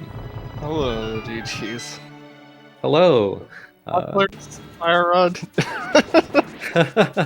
Yeah, well, Coxla did find one of the 2 fire rods right, I believe, as you were getting your second or third Ganon Silver's hit in the compass room in not compass room. Oh yeah, compass room. Compass room in Swamp Palace. Oh, okay. Yeah, Yeah, so the area decided to just ditch because, like, it's a pendant. I'm sure it's fine. Sure, it's fine if I just ditch this. Nothing bad will happen. Well, the moment of truth for kind of, I guess, the play of the game here was definitely your your STC to the back of Swamp, giving you the lamp, which gave you the fire-locked hookshot in Mire. Yeah. That Coxla never did, and so yeah, Coxla wasn't able to hook push to the back of Skull and have the endgame that you had. I'm curious, my question for you and for Coxla once, and if Coxla joins us afterwards, was, so you had the lamp, what was your plan, if any, for Skull if you hadn't found that hook shot? Honestly, probably just keep searching for a fire rod. I know there's a way to fall into the moth fight, and I've done it once, and like, you know, and then you could technically dupe it. But man, is it a time to try to get into the moth fight, and then duping it's not bad. It's just getting into the moth fight. Probably would not have done that. I knew it was on the table. My next step would probably have been just do Parades in GT, Parades in TR, hook or fire rod, because at that point, it's really, I needed one of the two to get them off the entire time. Yeah, that I was also wondering, and I think often during these restreams you'll see several experts in chat pointing out any one of a dozen extremely complex solutions available, but because we had 3 simultaneous races in this time slot, I think we had fewer fewer suggestions in chat than we normally do. So I had no idea. I had similar thoughts, thinking, well, there's probably a way to to get the 7th crystal, but it's one that I wasn't aware of. So yeah, very fortunate for you that that ended up being there. I'm also curious why you attempted the method for clearing Mire that you did instead of the one that we saw from Coxla, which saved a decent chunk of time. Coxla entered Mire normally and then did the double YBA to clear Mire in one trip. Honestly, well, for a while I didn't have bottles. It was only after the ice trip that I had the bottles to actually consider that. Yeah. And honestly, at that point, I was more so worried about messing it up than anything else. And I'm like, okay, well, I'll go to Mire normally, and I'll just do the free, easy dupe. I've got lamp, and I can do a couple extra checks in Mire while I'm in the area. I'm still hunting for items. I can do Mire shed at the same time. Just keep searching for stuff, because I was on a hunt for, well, technically 3 items with the double fire rods, but yeah, so you were more concerned about chests than dungeon completion at that point. Okay. Because I had Vidi dead, and duping Mire is really easy. That's not the hard part. Yeah, well, with 3 medallions, it's certainly easy. Oh yeah, no, getting all 3 medallions the first like 15 minutes is like, okay, well, at least if Mire is required, it's not going to be that bad. Yeah, don't have to do any other shenanigans. It's certainly interesting. Coxla checked a lot of stuff that you didn't, and yet still somehow dodged the other 2 swords. I don't remember where the 2 swords that you found that Coxla didn't ended up. Oh, he definitely found the one in the front of Swamp. Actually, that's I don't where I got my temper. Yeah, I don't think he got the one in the front of the swamp. That's like one of them was the first chest. The swamp had a sword. Yeah, because he headed straight left in Swamp in Hera Estate, so I don't think he. Oh, okay. I guess because he wasn't concerned about duping it or anything, so he just did other checks, I guess. Yeah, he got the map. Yeah, unfortunately, Coxla did burn a little bit of time. He did Argus Death Hole, and he cleared out all of Eastern Palace. I think before learning that either of those were pendants. So that was another little chunk of time. Gotcha. All right, Coxla is, I believe, in one hit KO, but I don't remember. Do the fire bats do the phase 4 fire bats do 1 or 2 hearts of damage on red mail? Well, looks like we probably... Oh, nope, he still has 1 more hit. 2 more hits, but he gets both of those hits and kills Ganon. Yeah, I think this is probably the first Logic State I've finished with Butter Sword, Red Mail, Silvers, just absolutely maximum combat. Yep, no problem. Yep, but Coxla finishes just 7 minutes behind. So get your GGs in chat for Coxla. We'll see if he decides to join us for an interview. I'll be interested to see the difference, if any, in collection rate. Yeah, both of you had, I would say, similarly successful glitch execution. Like a lot of failed YBAs, but failed YBAs in the way that doesn't waste the potion. So yeah, I think one of the only major ones I messed up was my original desert to Maya trip, and backing up or scrolling up too far on accident. But we are joined by Coxla, so GG Coxla, and welcome. Hello, GG's Bread-Kun. GG's. Yeah, so I heard you found the fire rod, and I never found any fire rod. Oh, come on. That's been my go mode for 40 minutes, maybe. Oh no, I was on a hunt for fire rod or hook shot forever, and I ended up finding hook. And, so the play of the game was the STC in desert to the back of swamp, because the waterfall chest had the lamp, and and Bread-Kun was had that before clearing the front of Meyer, and the Meyer cutscene chest had the hookshot.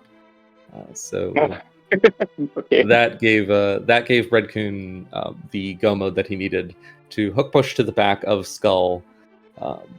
It was quite tense there for a moment, because Coxla, you were ahead on crystals. Bread-Kun lost a little bit of time to 2 failed attempts to kill Vitreous, while Coxla, you pulled that off successfully your first try. So you were a little bit ahead, but Bread-Kun had that lamp. So Bread-Kun found the hookshot while you were hunting for the fire rod. If you had found one of the 2 fire rods in your TR clear, that would have made it an extremely, extremely close race. But unfortunately, neither fire rod ended up there, and that was kind of where the lead started to really open up. But it was really tense and exciting for quite some time there. That's cool. It was nice to watch. Yes, fire rods were terribly placed in this seed. We don't know where is the second. I'm real curious. Too? Did I find what? Swords. I got MS early, but I never found. Swords. Sword. Yeah, I have butter sword. What? I found all of Okay.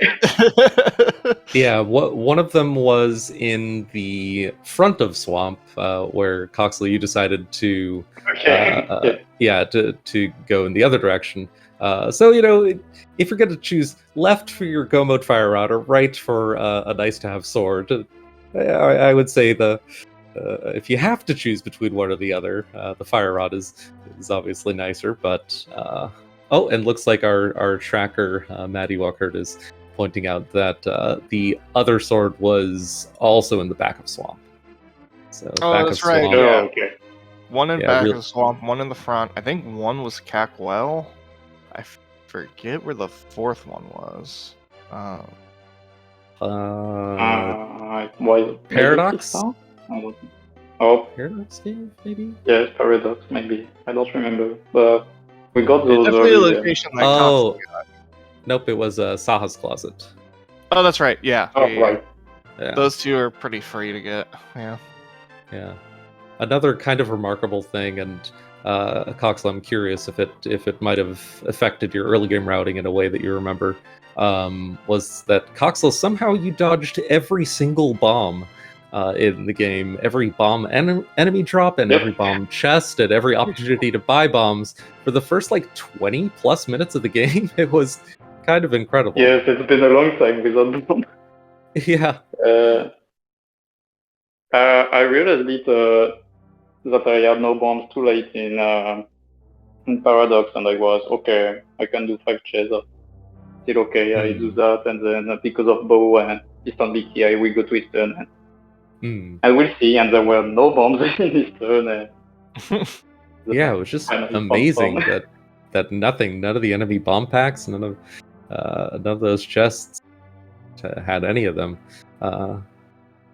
But Coxla, that was another thing that opened up a bit of a lead or that made a fairly significant time difference in this race between you two, was that you killed both Armos and both Pendant Armos and Pendant Argus, presumably before getting the Pendant Crystal information. Yeah, sure. Well, this time I did it super early, so I did not have the map. Also, I think the map was in the dam. I never did the south for a really long time, and Storm, that was the same. I had no idea, but it was a crystal pendant, and I had too few knowledge too, so I said, well, why not? Oh yeah. Oh, and Coxla, I had a question for you. So you did the bomb juke or Samari juke, one of the jukes, to get to DM's room in GT, but then you continued on after that. I'm vaguely aware of what you can do to continue after that, but I don't remember the details. Were you attempting to get the map chest? Yes, but I don't know if that works. I was just trying to watch and see. Oh, okay. I want to say there's a way to do it. I don't know off the top of my head, but I vaguely recall knowing that there's a weird way to get into that room, but you can't do much else. Yeah, it's like one additional juke after that point. You can't walk in there normally, but there's some glitchy way to get in there, but I couldn't remember, and I was... I'm pretty sure you can re-juke back in, but it's that you don't really have much visuals to go off of, and it's kind of a nightmare to do. It's something that I don't think I've seen anyone pull off in this tournament yet, but didn't see it today. Gotta save quit there. Trying to think of any other significant moments in the race, but yeah, it was definitely a good show from both of you, and we could see your collection rates on both sides here. Coxla, you ended up 7 minutes behind, but with a much higher collection rate, so you were both similarly efficient through the seed. It was really good show. And unfortunately, because this was an elimination match, this is the end of your time in this tournament, Coxla. But Bread-Kun, you will go on to the next round of the lower bracket. And in one of my million tabs open, I will have... Where is it? Oh my gosh. Be responsible with your tabs, everyone. Well, I'm going to have to go off of memory. I believe, Bread-Kun, you'll go on to face the winner of myself versus Mr. Buyer. Yeah, I think that. Is that correct, or is that... I think you're right. I'm Okay. I believe you're correct. Okay. So that series has not started yet, but yeah, best of luck to you going against either myself or Mr. Buyer and Coxla. GG once again. It was awesome seeing your races in the tournament, and yeah, best of luck in racing going forward. Any last thoughts before we wrap up? Go ahead. So, mostly a nice seed up until the fire rod or hookshot hunt. You know, everything else to that point was, well, you know, after the bottles, well, it was kind of annoying that 2 bottles were in Ice Palace. I could have technically spent a bottle, go into ice whenever, and check it, but oh, there was a second bottle in Ice Palace too. I really there's one in Iced Tea had a bottle. Okay, yeah, I was gambling that one, so okay. Yeah, I was still desperately hunting for fire rod. I was doing every check at that point. It was a desperate hunt.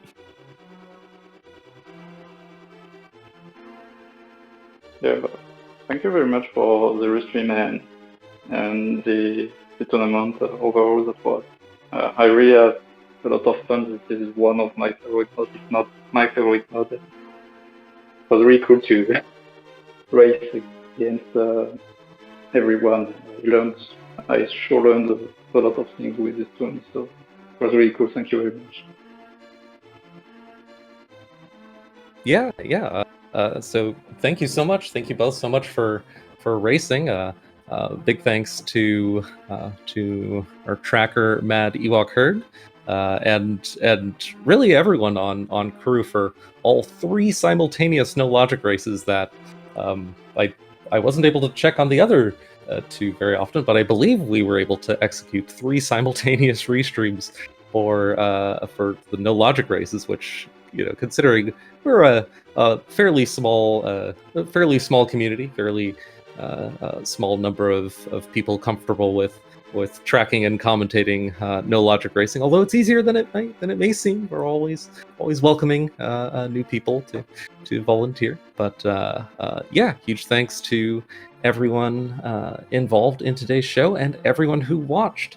I believe we have... Let me look at the schedule real quick. I think we don't have any more races scheduled today, but actually we have no races scheduled for the next few days. Maybe we'll see if we can put something together for tomorrow or sometime soon. But in any case, I've been Krellbell here on comms, and it's been a great show, and I will see you all next time. Thanks, everyone. Bye. Bye.